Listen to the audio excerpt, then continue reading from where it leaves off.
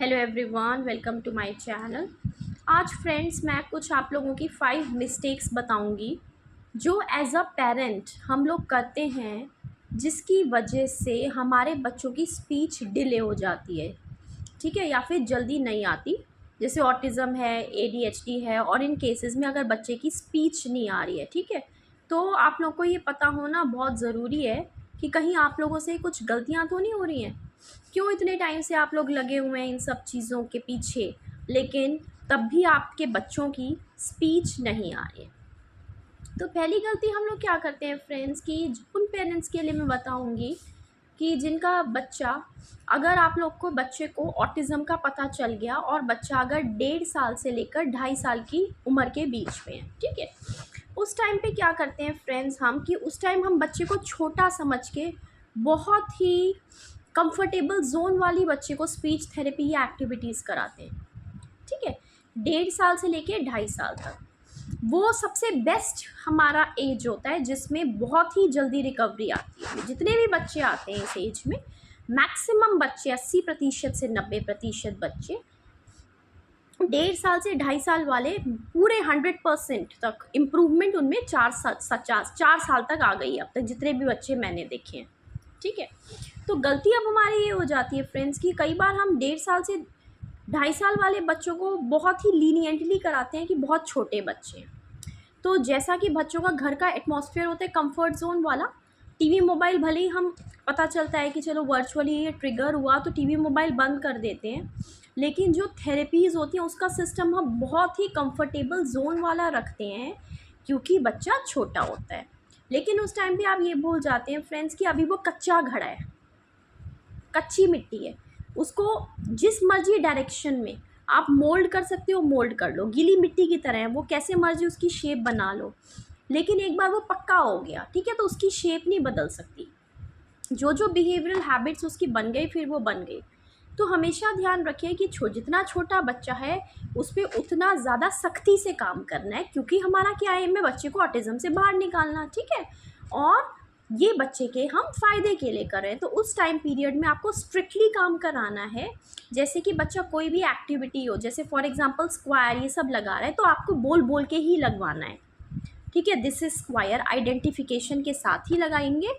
Identification करते करते अगर आप लगाएंगे बच्चे के, तो क्या होगा कि बच्चा सीखता चला जाएगा और 1-2 लाख उसके वर्ड्स कान में जाते ही वो अपने आप स्पीच बोलना शुरू कर देगा, और सारी चीज़ों में इम्प्रूवमेंट साइड बाय साइड आते जाते हैं इन सब चीज़ों से, कंफर्ट जोन से बाहर निकालते हैं। ठीक है, दूसरा क्या करना है फ्रेंड्स आपको, कि इन बच्चों को बहुत ज़्यादा अपने अकॉर्डिंग प्ले जोन में नहीं छोड़ना कि अपने आप खेल लो, जंप कर लो, ये कर लो, वो कर लो, बिल्कुल नहीं। क्योंकि हम गीली मिट्टी पे काम कर रहे हैं ना, तो जितना हम उस पर मेहनत वाले काम करेंगे, जितना ऑटिज़म का जो स्कोर कार्ड अपने हाथ में पकड़ लो, उसमें जो जो चीज़ें हैं कि अच्छा इससे ऑटिज़म है, तो वो वाले काम उसको उन उन पॉइंट्स पे काम करके आप 4 साल तक उस बच्चे को ऑटिज़म के घेरे से बाहर खींच लो। अभी आपका काम है, ठीक है, आपके थेरेपिस्ट का काम है। ये हम गलती कर लेते हैं। और उसके बाद सेकंड मिस्टेक क्या करते हैं फ्रेंड्स, अब हमारा बच्चा जो आया 4 साल के बाद आया, जो जो बच्चे 4 साल के बाद आते हैं, ठीक है, तो 4 साल के बाद 50% उनमें इम्पल्सिविटी आ ही चुकी होती है, क्योंकि उनका जो वैसा एटमॉस्फेयर है, अगर उसको बहुत ही विग्रस थेरेपीज़ नहीं मिली हैं, बहुत ही उसको कंफर्ट जोन वाली बहुत ही आसान एक्टिविटीज़ मिली, या उसके साथ फिजिकल एक्टिविटीज़ ज़्यादा हुई हैं, तो 4 साल के बच्चे में क्या होता है कि एक तो थेरेपी स्टार्ट कराने के बाद, थेरेपी स्टार्ट होने पे वो उस थेरेपी के साथ एडजस्ट करने में बहुत टाइम लगाता है, क्योंकि अब तक का टाइम उसका कंफर्ट जोन वाला था। ठीक है, और अब टाइम लगाता है तो फिर पेरेंट्स लोग डर जाते हैं कि बच्चा रो रहा है, बच्चा एक्सेप्ट नहीं कर रहा, बच्चे की हाइपर एक्टिविटी बढ़ रही है, लेकिन ऐसा नहीं होता। वो कंफर्ट जोन में, उस कंफर्ट जोन ब्रेक करने की वजह से उसको रोना आता है या गुस्सा आता है या इरिटेबिलिटी होती है, विच इज़ ओनली टेम्पररी होती है, और उसको गुस्सा कम आए या इरिटेबिलिटी कम हो, इसके लिए ही एक्यूप्रेशर का ट्रीटमेंट करते हैं कि वो जो फेज़ है बहुत ही स्मूथली निकल जाए। ठीक है, तो इसमें आपको इम्पल्सिव वो 50% हो चुका, तो आपको बहुत इसमें भी सख्ती से काम लेना है, क्योंकि कंफर्ट जोन अब तोड़ना और ज़्यादा मुश्किल हो गया है। फॉर एग्जाम्पल, अगर 1.5 या 2 साल का बच्चा आता है तो वो सिर्फ 7 डेज़ रोता है कि कंफर्ट जोन में करा रहे हो, ज़बरदस्ती करा रहे हो, लेकिन जो हमारे पास 4 साल वाले बच्चे आते हैं ना, वो 1 मंथ तक 15 डेज़ तक रोते हैं कि मुझे नहीं करना नहीं करना, क्योंकि हमारी जो या कोई भी आप थेरेपी कराते हो, उससे अंडरस्टैंडिंग का भी पार्ट डेवलप होता है।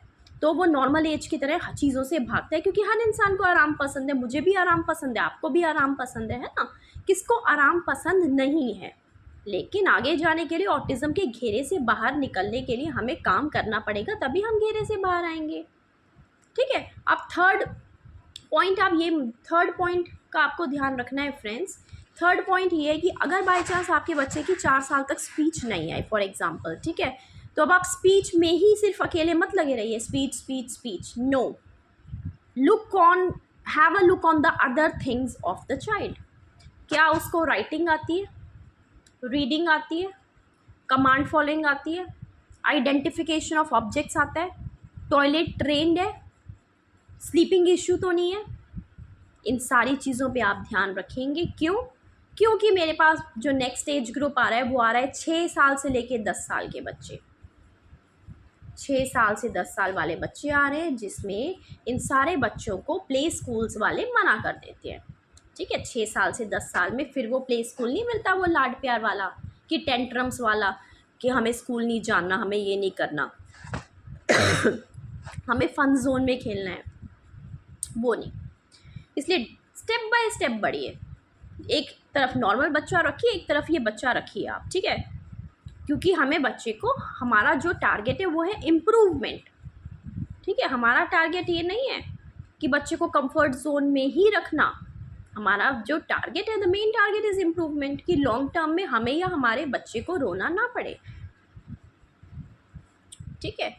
और अगला हमारा पॉइंट है कि अगर आप रेड फ्लैग समझ जाइए कि अगर 4 साल 5 साल तक बच्चे का आई कांटेक्ट नहीं आ रहा, स्पीच नहीं आ रही, आइडेंटिफिकेशन नहीं आ रही, टॉयलेट ट्रेनिंग नहीं आ रही, ये 4 बेसिक चीज़ अगर बच्चे में नहीं आ रही, तो समझ लीजिए कि कहीं ना कहीं आप गलती कर रहे हैं। अपनी गलती को खुद से आप लोग पहचान जाइए। ठीक है। अगर 6 साल के बच्चे को राइटिंग नहीं आ रही, अभी वो ऐसे करके पेंसिल पकड़ रहा है, दीवारों पर लिख रहा है, तो समझ जाइए कहीं ना कहीं आपने मिस्टेक करी। आप बाकी चीज़ों पे लगे हुए हैं, लेकिन एज रिलेटेड चीज़ें, राइटिंग पे आप फोकस नहीं कर रहे हैं। Okay, hope you like my video. Stay safe, stay healthy.